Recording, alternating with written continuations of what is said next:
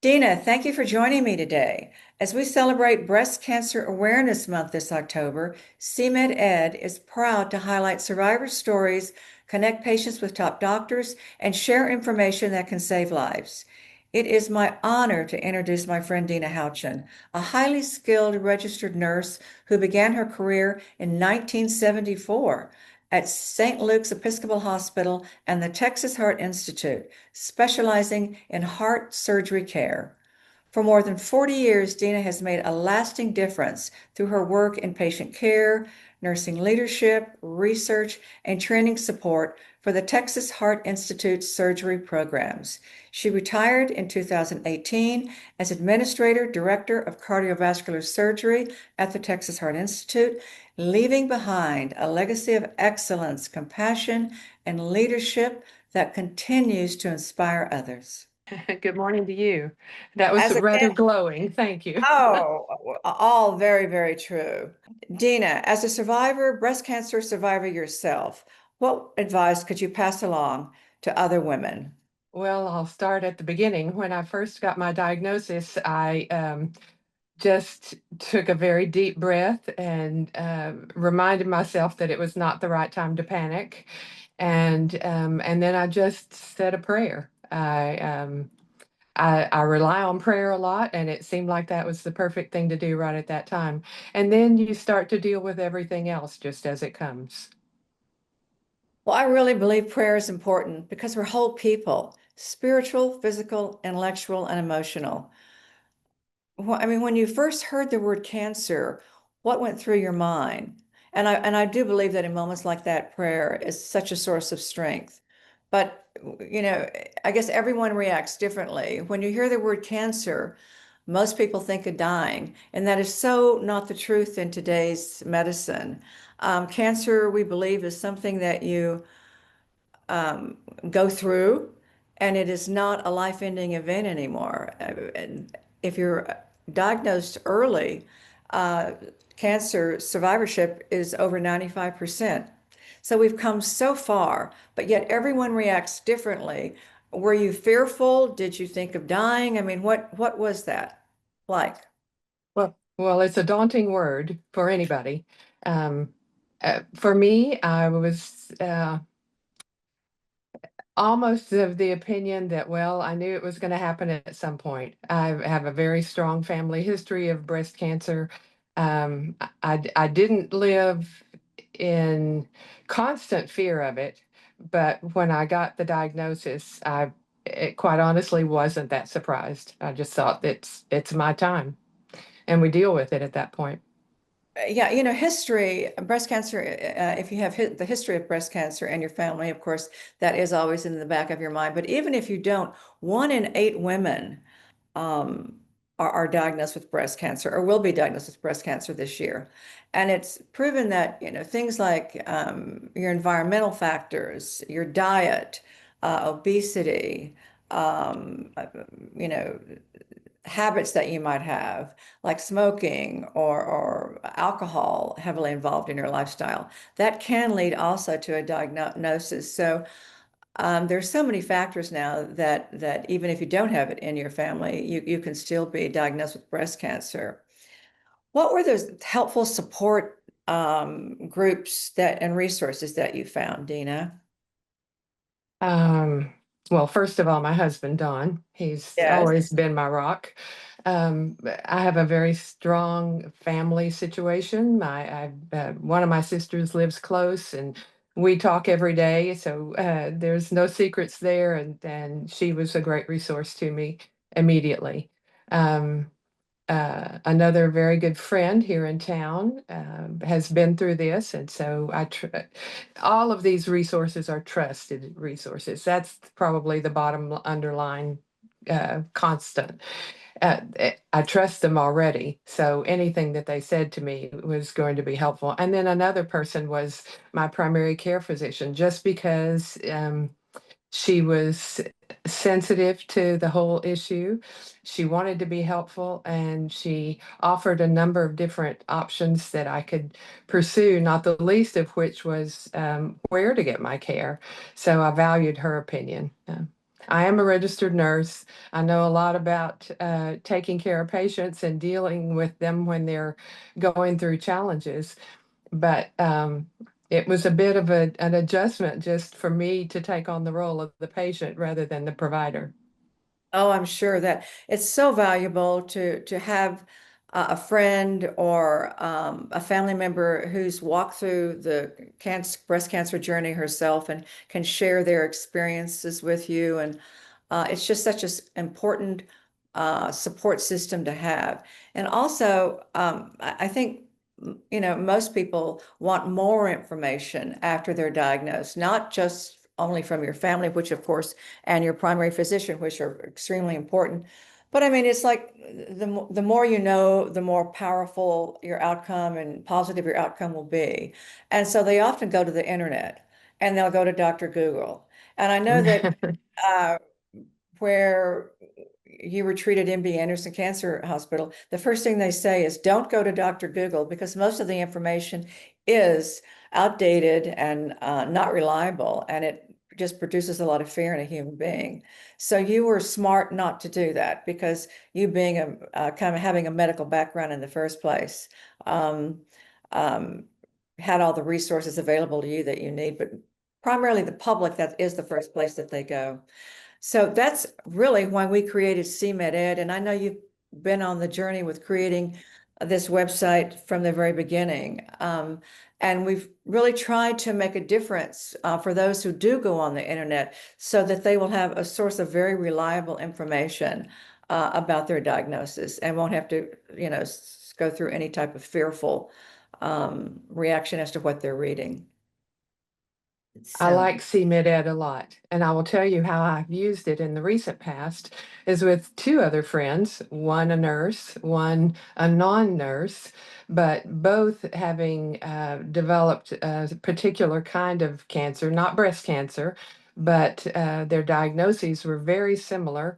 And, each of them had looked to me saying, "What do you think?" And I thought, well, that's not even in my area of specialty at all. So CMedEd was an excellent resource for me to help them.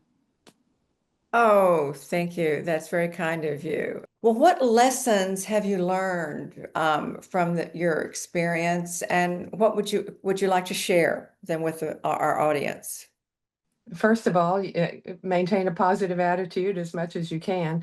I was very fortunate in that, honestly, I never felt sick during the Mhm. time from my diagnosis through surgery, through radiation. I didn't have to have chemotherapy other than the oral medication that I'm on now. But so feeling good lends itself a lot to being much more upbeat and positive, and that there were days when I was tired, fatigue really hit, but that was not long lasting. So I think the lesson from all of this is just whatever you're going through, just remember you're going through it. Not you're not going to live there. Yeah. Right. It's going to pass. Well, I mean, I've known you for a long time, Dina, and you take excellent care of yourself. You're in very good health. You're active. You're very involved. You have worked for a number of years, and I remember seeing you at the hospital going up and down those halls, and everybody knew who Dena Houchin was and had great respect for you. And you're on an estrogen blocker now. I gather that's what you're taking. Mhm. But there's we've made such great strides in medicine over the years with immunotherapies and targeted therapies for breast cancer, and they're evolving every day. There are ways to cope with side effects, and Mhm. I think more and more it depends on your attitude and your source of strength to get through it and know that tomorrow is a new day and that we're all in this together and that you're communicating with your primary caregiver and your physician and that you have oncologists rather and that you have a great support system at home. So it all comes together and gives you a great inner strength, I believe. Let me also say that I'll just add to what your context is. When my mother was diagnosed with breast cancer, it was 1969, and mammograms weren't even in existence. Wow. So she was in a, a tough place even to begin with treatment. She had radiation, she had chemo, but it was all on an outpatient basis. It was and quite honestly, from what I remember about it, I- um, there were days when she didn't feel well, but she soldiered on. So, but Uh, she only lived 11 months. So wow. that's what put the fear in me when I heard the word cancer, was that Uh, suddenly this most important person in my life was gone. mhm. Um, when my sister, who lived with us, developed her breast cancer. That was 2005. And she got through a pretty rugged regimen of treatment, but she lived for 6 good years and she enjoyed them. And she really had, um, she didn't have to live in fear over it. And I didn't live in fear as well. I look back now and think there were a lot of other things I could have understood better or could have supported her better. But overall, 6 years after diagnosis, when hers was a very advanced and aggressive tumor when we first found it, and we'd been doing regular mammograms all along. Um, so in the span of less than 1 year, she had a tremendously difficult lesion to deal with. In my I remember. situation, my diagnosis was again found very early on the basis of an annual mammogram, and surgery was easy and swift. And radiation, I got through it with a rugged couple of first days, but once I got used to what the expectations were, then I was fine through that. So I just realized how much better it is if you're going to have cancer. It's better to have it now than back in the 60s. There's been so many strides made. So many. I remember your sister, and I remember her going through that. And I remember seeing you and Dawn were by her side all the way through those years. You were such a strong family support for her. She We was all strong too. I admire the both of you so much, and your sister, and was sorry when you lost her. But I remember seeing her, and she seemed to be joyful. I mean, happy and smiling. And I would see her at church with the both of you, and she never seemed like that she was ill. I mean, when I saw her and during that time. So, and yes, you know, such great strides have been made. What is your life now as a cancer survivor like? I would say pretty normal. I'm Uh, I'm doing everything that I want to do. There are days when I don't even think about the fact that I have a cancer diagnosis in my medical history now. Um, Sometimes the arthritic joints speak to me a lot more right now than do the fact that I have a history of breast cancer.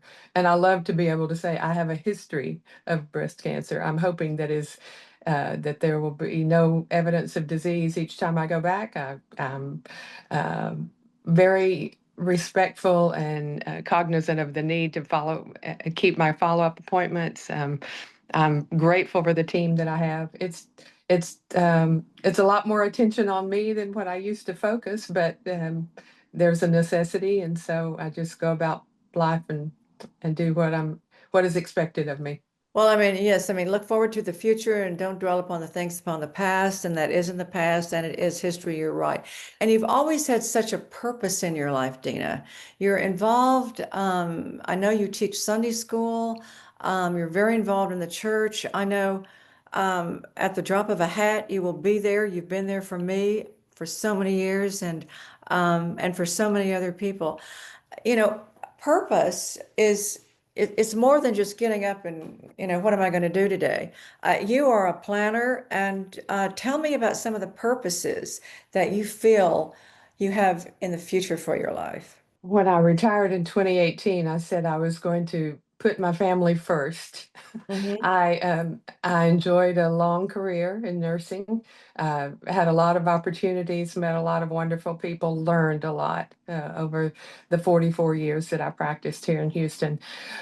But I did so to the detriment of spending a lot of time with my family. So suddenly, when the tables were turned, I just thought, uh, I'm going to say yes to all the things that I can concerning them. So that still is number one. Obviously, you mentioned church, and yes, my faith in Christ is utmost. Um, some people believe that I have a gift of teaching, so I'm teaching and trying to make the best of it. I rely heavily on God to strengthen me and help me as I prepare. But that is a strong purpose, because in doing that, then you begin to relate to a lot of other people. I don't have patients in the hospital anymore, but I have lots of friends at church that sometimes just need someone to listen, and sometimes I need them to listen to me. So it's the scenario has changed a little bit, but the purpose is the same. Just help people, serve where you can. Well, anyone who meets Dena Houchin, you leave them with an impact of kindness and generosity and just your loving nature. I want to thank you so much for your time this morning. I know the insights you shared will both enlighten and encourage men and women who may be facing a breast cancer diagnosis. And I would just want our audience to remember that breast cancer is something you go through. It does not mean it's necessarily a life-ending event, and you will get through it. And we certainly have great centers of excellence here in Texas and Dallas at Southwestern and Houston, MD Anderson, and of course, many other wonderful institutions where people are dedicated to saving lives. So, Dena, thank you very much for your time and God bless you. Nice to be with you, Phyllis. Thanks so Bye bye. much. Bye Bye. bye.